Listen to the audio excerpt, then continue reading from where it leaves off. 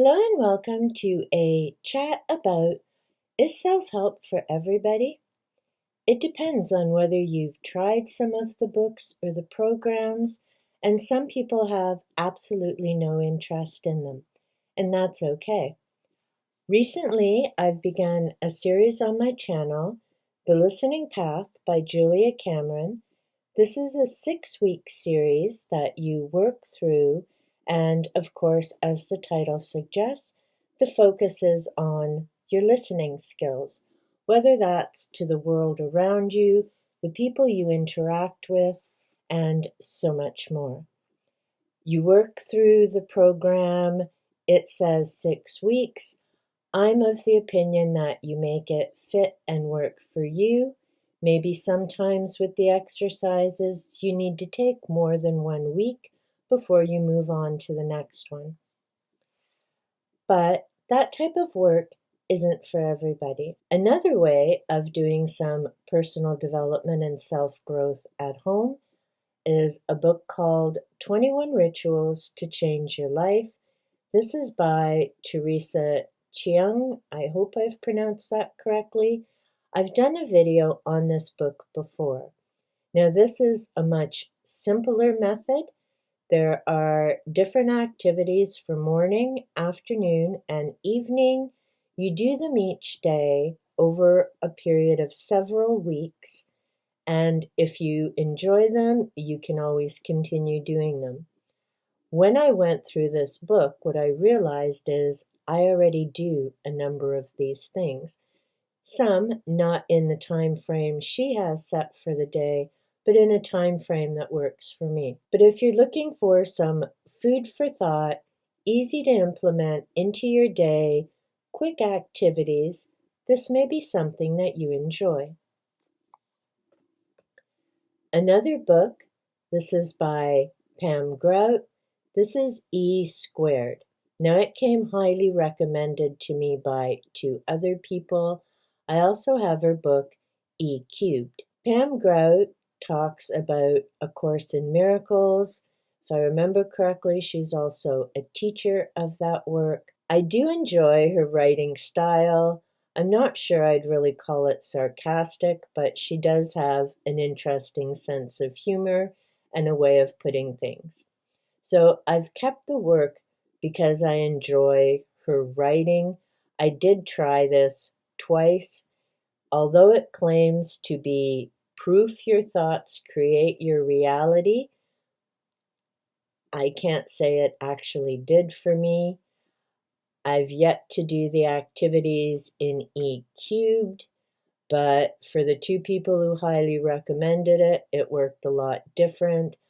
I just enjoy a writing style, which is why I've kept the books. Another way of doing some self-growth and personal development is reading a parable, stories with meanings. So here we have Dan Millman, Way of the Peaceful Warrior, a book that changes lives. I read this decades ago. I'd loaned it to somebody else and thankfully got it back.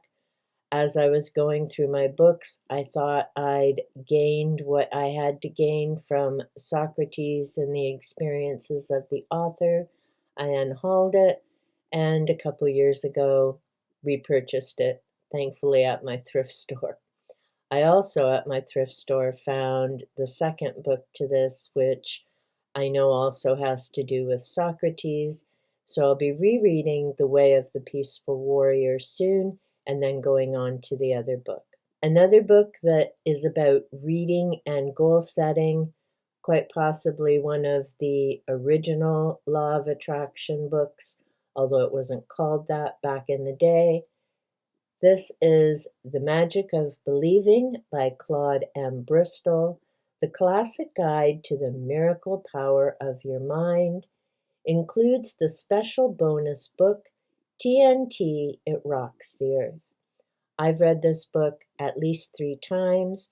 I really do need to start getting through it again. TNT, It Rocks the Earth was originally published in 1932 and revised in 1933. The book itself, The Magic of Believing, was published in 1948. I enjoy Claude's writing style. I enjoy the examples.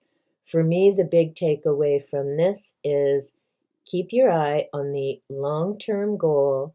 There may be some bumps and detours along the way, and like Paulo's The Alchemist gives us the message as well, sometimes those detours and bumps aren't a bad thing. They're about gaining the skills that we need to get to our final goal. So this is also something that you may enjoy reading if you're not into doing different activities. For me, the book that made a huge difference in my life, my thoughts, how I approach life, and the first book that I'd got that falls into this self-help genre, The Celestine Prophecy by James Redfield. This was published in 1993. This is also a parable, like The Way of the Peaceful Warrior. In this case, our narrator is at a crossroads. He works in social services, he's needed to take a break, and he's trying to decide what to do with the rest of his life. Interestingly enough, I came across this book when I myself had been working in social services and was facing that same dilemma of what now? So I really enjoyed the read as well as all the synchronicities that were happening at the time I read this book. I also did a self-study group, as the Celestine Prophecy also has a workbook to go along with it. In the guide, there are activities that you can either work through it on your own, or there are activities to do as a group, so you have options.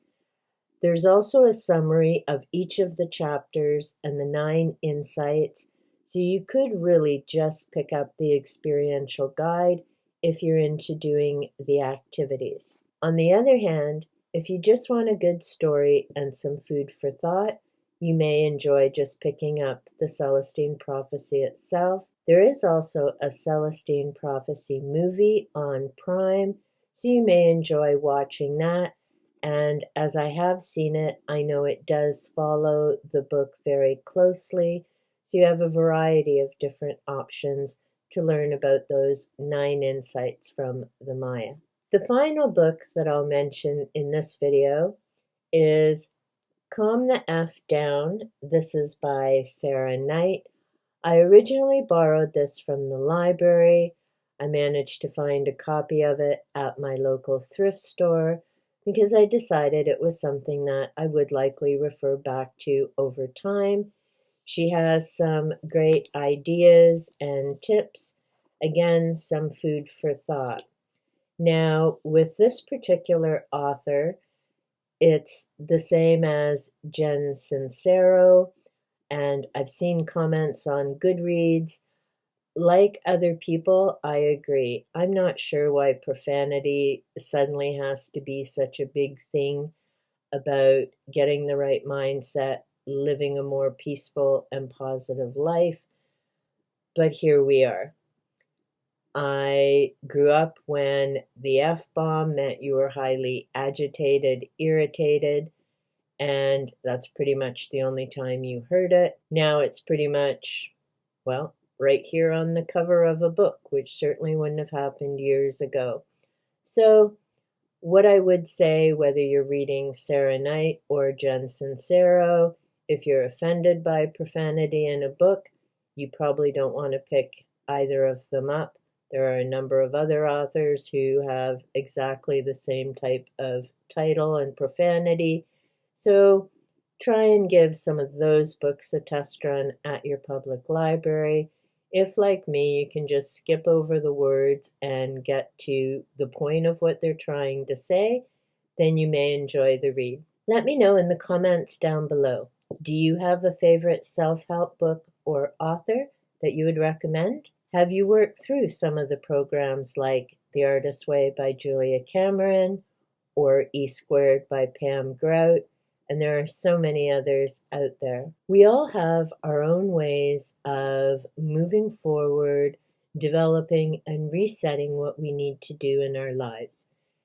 It's lovely that there's a variety of ways of doing that, whether it's reading a parable and going along on a journey with someone, whether it's having a few tips that we can incorporate into our day and just improve how we move through our lives. It could be going through a program for weeks, doing different activities along with the readings. There's so many different options out there. So remember, find what's best for you and what you feel most comfortable doing. Because after all, it's supposed to be about having fun, enjoying life, and leading a more peaceful life. Until next time, be well, be safe, and big hugs.